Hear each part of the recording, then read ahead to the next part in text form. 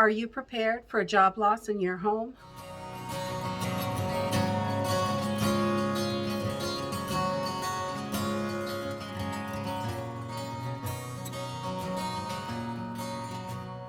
Hey everyone, welcome back to Homestead Corner. Today I want to talk about preparing for job loss. Although I don't think there's any 100% way, I think there are lots of things we can do to help prepare our families in an event that this could happen.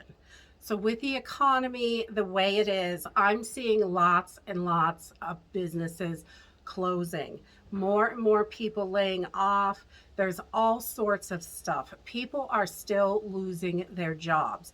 You can watch the news and they'll tell you how great the economy is, but the reality is if you look locally around you, things are still suffering and they are not going to get better anytime soon. Just this morning, I saw an article that a local paper mill is going to be closing in the beginning of 2023, which will mean 230 job losses. And 230 job losses is huge because it's in a very small town with, I think, a little over 4,000 people is the population of that town. So seeing things like that really, it gets closer and closer to home, and we're all seeing it. We've seen the tech companies lay off. We've seen all kinds of businesses shrinking due to inflation, and we need to be prepared for as many situations as we can be. And job loss is one of those things that can be extremely difficult on your family. I have lost jobs before due to layoffs and things like that, and it can definitely be hard. And if you are prepared for it, I think we can all get through these times a little bit better. So I've just put together a little list of things that I think can be very helpful in the event that comes up, and planning in advance can definitely be helpful for your family. The first thing, relax. There's nothing to get worked up about. We cannot help if your company goes under or they shrink down or anything like that. If we just breathe and make a plan, everything's going to be okay. Many people get through job loss. There are other jobs out there, maybe not as quick as you'd like them to be or what you want it to be, but there will be other things that come up, and having skills is one of those things that I think is really important, so you could do side things to help squeak through. If you have skills that can help somebody, all different sorts of stuff, candle making, soap making, stitching clothes, cleaning, anything like that, those can help you get through. Maybe not the job you want, but they can help you get through, and hopefully so you can make ends meet if you've planned properly. So just remembering that everything's going to be okay, and breathing and staying calm will be your best bet. That's going to help you the most. And get a little plan going. Cutting expenses. What can you live without? Sitting down and looking at what your expenses are, and looking at what you can live without. Those are going to be important things to know, where you can cut, what you can cut, and starting to cut things prior can help you, definitely. The next thing is, how far will your savings go? Do you have enough in savings to get you through a month without a job, to get you through 2 or 6 months without a job? Or you might not have any savings at all, and now would be a great time to start saving. Even if it's only a couple dollars here and a couple dollars there, you just never know. And having $5 in your pocket is a lot better than having no bucks in your pocket. So getting a savings started if you don't have one is important, and seeing how far you can actually go on what you do have is another thing. That can help you plan accordingly. The next thing is adjusting your budget. After you've seen where you can cut and how far you can go, adjusting your budget right now is a great thing because you could probably pull a couple bucks here or there out to add to your savings to make sure you have that savings. Or you may not have a budget at all. I know a lot of people don't live on a budget, and we were so strapped week to week before we started a budget. But once we started writing everything down and planning out all of those bills and getting everything together, once we did that, it really helped us be able to live more comfortably, save a little bit more money, and really, or save some money, because before we couldn't save any money. And we all go through those times. And when your paycheck is really tight, some weeks you just might not have an extra dollar to tuck away, but other weeks you may be able to tuck away $10 or $20. So having a budget and looking at where each thing goes and planning for events that are not an everyday occurrence also, because you may have your electric bill, your oil bill, your cable bill, your water bill. Those are every month expenses, but we also need to plan for new tires, new wiper blades, things like that, maintenance on our vehicles, maintenance on things that we need. If we lost our job, we still are going to have to look for work or get to another job. So making sure your vehicle is kept up is important as well. And having that little cushion for those expenses is definitely helpful. So getting that budget started, or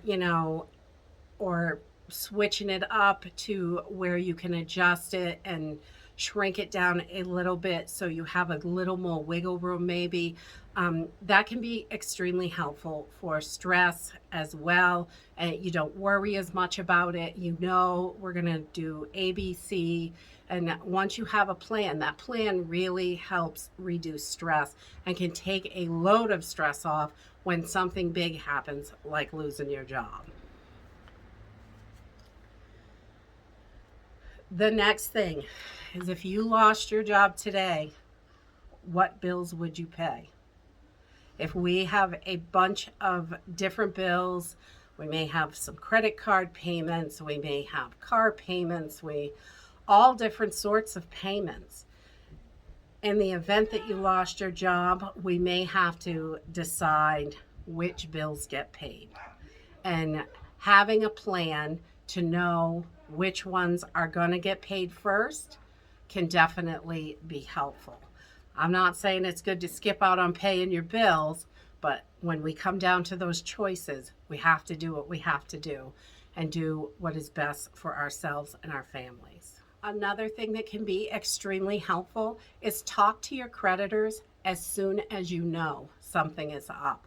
If your job announces that they're going to be closing in X 30 days or 60 days, or if you get a notice that you're going to be laid off in 2 weeks, or sometimes in advance, sometimes you don't, sometimes it's just that day. But talking to your creditors as soon as possible, some of them will definitely work with you on making smaller payments. It's better to get a little something than nothing. And many companies understand that this economy, it's not as great as people want to say it is.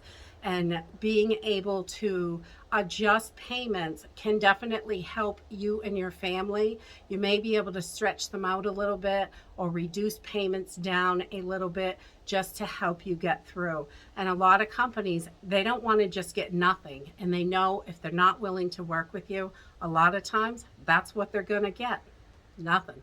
Another thing that we can do that could be extremely helpful is get a resume together now. Your skills, your jobs, things like that. There are tons of templates online. If you have never done a resume, you can find templates online, tons of them. If you just search around, you'll be able to find some basic resumes. It doesn't have to be fancy, just a template so you can figure out what kind of order to put it in, basically. If you've never done a resume, or if you have a resume that you have used before, updating it, with whatever your new skills you've learned, any new things that you've done, new jobs you've had, things like that, that can be extremely helpful. If you found out today that you were going to lose your job, next week, having that resume together is one less thing that you have to be stressed out about to try and put together. It'll be a lot easier if it's somewhat updated and you can just, put your finishing touches on it and start getting ready for another job. Another thing that can be really helpful is talk to your kids about it. If you get laid off, trying to hide things from your kids, sometimes they just need to understand that things are going to be tight for a little while.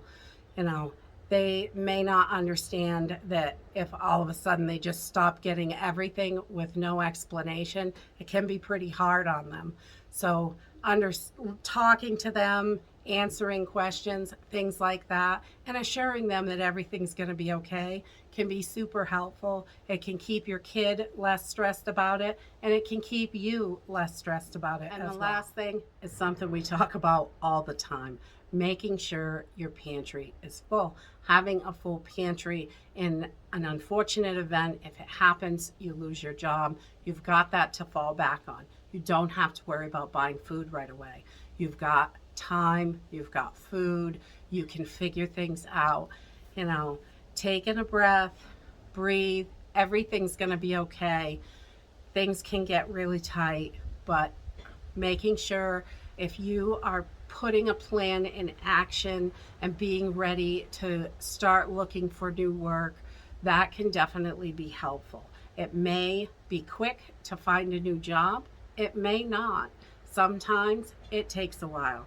In this economy, we definitely have to be prepared because things are changing so rapidly. If you have any ideas to help people prepare in the event of a job loss, things that you may have done in the past that helped you, please put them in the comments down below. It's always good to help each other, and if the more prepared we are, the better off we're all going to be. And that's it for today. If you like this video, give me a thumbs up. Subscribe. I'll see you in the next video. Bye.